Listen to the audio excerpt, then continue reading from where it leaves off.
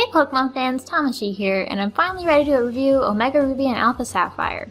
I feel like before I begin, I should explain some things so that you know where I'm coming from. First of all, I should probably mention that this video is going to contain footage of lots of different parts of the game, and since they're remakes of games that are 10 years old at this point, I'm not super concerned with avoiding plot spoilers, excluding the Delta episode, though I will be showing footage of that as well. So if that's not something you want to see today, hold off on watching the rest of this video until you finish the game. Secondly, when I review a Pokemon game, I try and look at it to see what it contributes to Pokemon as a franchise, rather than whether or not I feel like other people should buy the game. If it's a main series Pokemon game, chances are pretty good that Pokemon fans are going to buy it anyway, and I don't like to sell people games so much as I like to break them down and analyze them. So if that's not your cup of tea, you probably should click away now. But if you're a Pokemon nerd like me and you like to look at these games in depth, stick around. When I talk about how a Pokemon game can contribute to the series, what I mean is pushing the series forward both mechanically and artistically.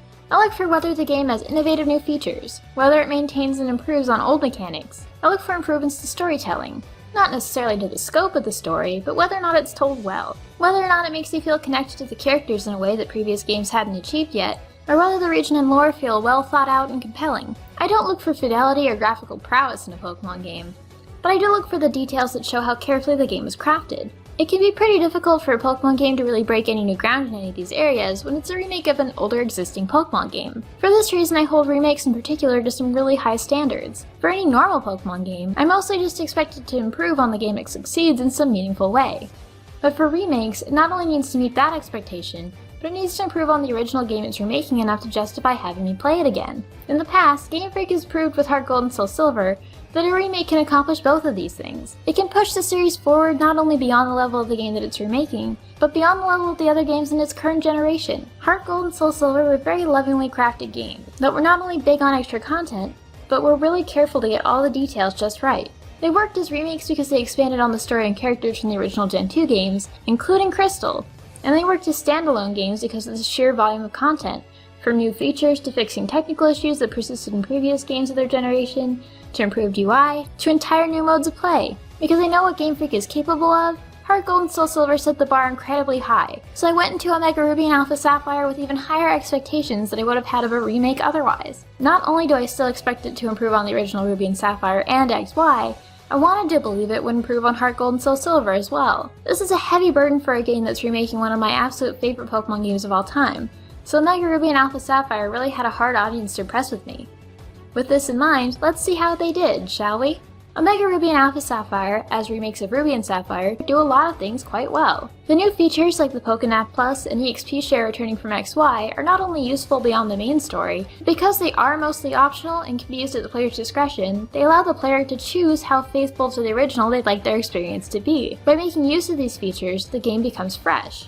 It allows you to overlevel quite easily, so you don't need to take your time in areas that you played through already, and it lets you catch Pokemon with different moves or abilities than you would have been able to use in a playthrough of the originals. If you don't want to use these features, the game is a very faithful adaptation of the original games, with a few very small changes here and there until you get to the post-game. This is actually a quite clever way to go about it, so I'm pleased that they managed to work out a solution. Making a comparison to another previous remake, Fire Red and Leaf Green, those games were highly restrictive on what Pokemon they'd let you use, to make sure that your experience was as close to the original Red and Blue as possible, which was frustrating to me as someone who had already played through the original games to the point of boredom. Omega Ruby and Alpha Sapphire solved this problem quite nicely, by giving players the option to choose for themselves how close they want their experience to be to the original. Unlike the original games, which had major restrictions on trading, you can also trade with X and Y, as well as migrate Pokemon over from Kalos with Pokebank before obtaining the National Dex, which gives you the option of playing outside of what Hoenn has to offer, which I recommend doing if you've already played RSC to death like I have. This is a bit of a double-edged sword though. Since the game is extremely faithful to the originals, it also doesn't address many of the main gripes people had with the original games. It doesn't take many liberties with adaptation at a base level, which means the return of half a map of water as well as the 8 or so necessary HMs that go along with exploring such a diverse landscape. The wild Pokemon available also don't diversify much until the post-game.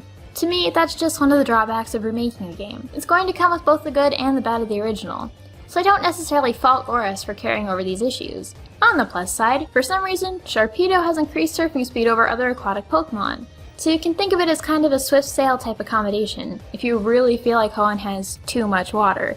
Omega Ruby and Alpha Sapphire, as entries into the 6th generation, do improve on X and Y slightly by filling in some of the gaps left by the start of the new generation, but it really only kinda meets the bare minimum expectations here, and also lacks some of the features from X and Y, like trainer customization.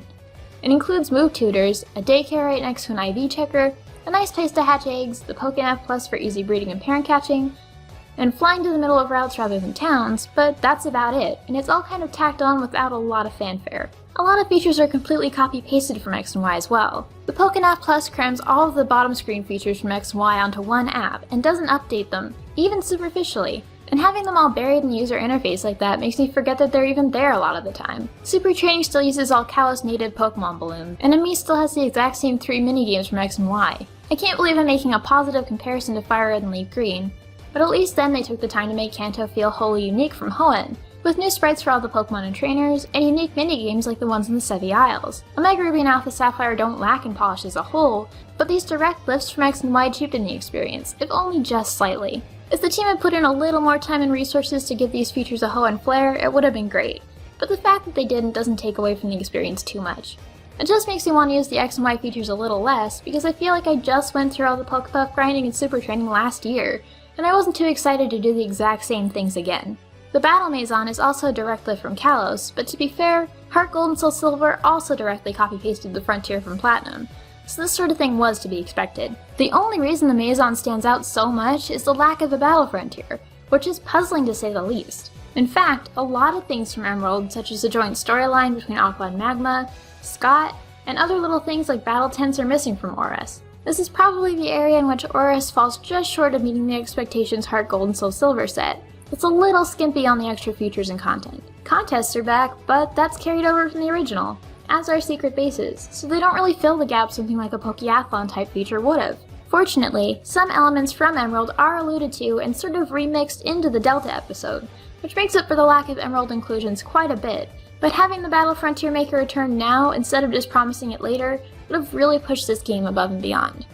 As I was saying though, Omega Ruby and Alpha Sapphire don't lack in polish, even in the slightest. They're some of the most intricately detailed Pokemon games I've ever played. Honestly, I wasn't expecting much from ORAS visually. I figured it would look kind of flat, because I couldn't imagine the bright 2D graphics from the GBA would blend all that well with the new X and Y 3D engine. But I was proved quite wrong. One of ORAS' greatest strengths is its attention to detail. Not only does it look beautiful on a big picture level, real effort was put into adding those small touches that make Hoenn come to life. Around every little corner is a new surprise. When you discover new areas, often flocks of wild Wingles swoop past. Lots of water Pokemon have unique surfing models. Badges have actual pinbacks now, making them more tangible than ever before.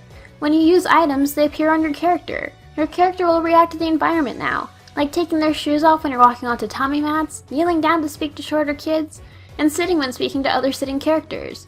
There are so many wonderful little fine points that I could list them forever. But the best details of all are all the ones that contribute to character development, and this is where ORAS excels the most.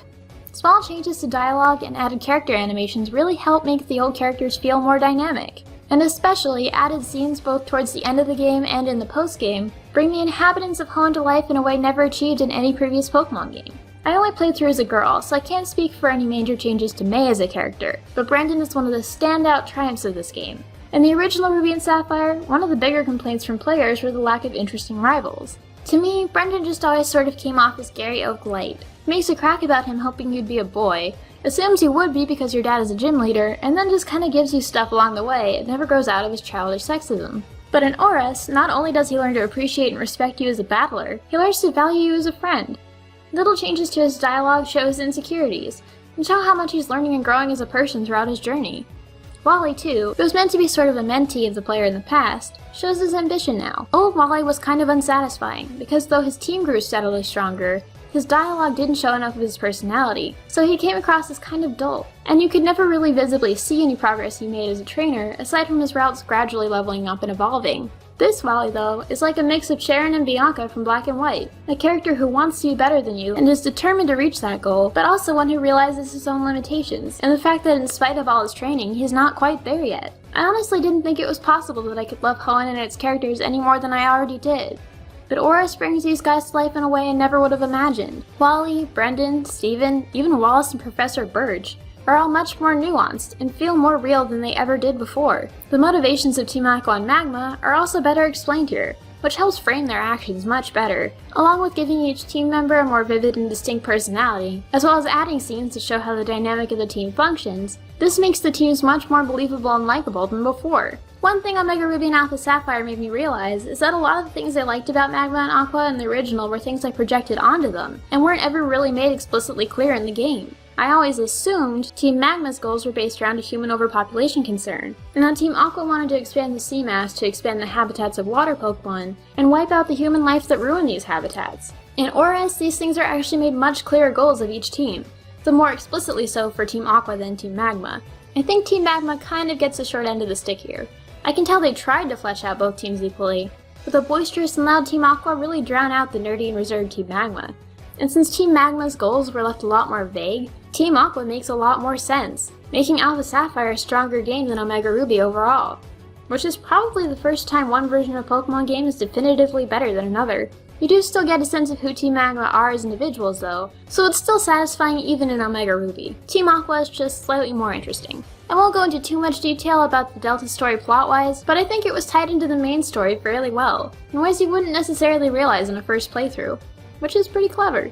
It could have definitely stood to be revised slightly to minimize the amount of running back and forth and redundant dialogue, but it does a good job of incorporating elements from Emerald, and giving you reasons to revisit old locations in Hoenn where there's more to do. It also introduces characters and plot arcs that I'm assuming are going to be concluded in an upcoming Pokemon game, probably wherever the Battle Frontier ended up. In spite of how little we got to know about Zinnia from just this short side story, I'm already quite invested in her as a character, and I hope some of the questions this opens up are answered in the final two Gen 6 games, whatever they may be. Getting back to my expectations from before, I set a very high bar for Omega Ruby and Alpha Sapphire to try and meet. I expected it to surpass both the original Ruby and Sapphire and X and Y in terms of innovation and quality, as well as holding it to the standards set for remakes by Heart Gold and Soul Silver.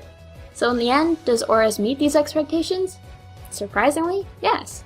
It doesn't quite sail above and beyond, but it hits the mark. Omega Ruby and Alpha Sapphire aren't perfect games, but no game ever is, and for what they do well, I think they're more than a worthwhile entry into the Pokemon franchise. Where ORAS lack in volume of content, they make up for in innovative storytelling and character development, which I'm hoping is a trend that continues in future Pokemon games. Thanks for watching, and if you want to see what I'm thankful for in Omega Ruby and Alpha Sapphire, you can click here. Or, if you want to see the last review of a Pokemon game I did, you can click here for my X and Y review. As always, don't forget to click here to subscribe for more Pokemon videos every week. See ya!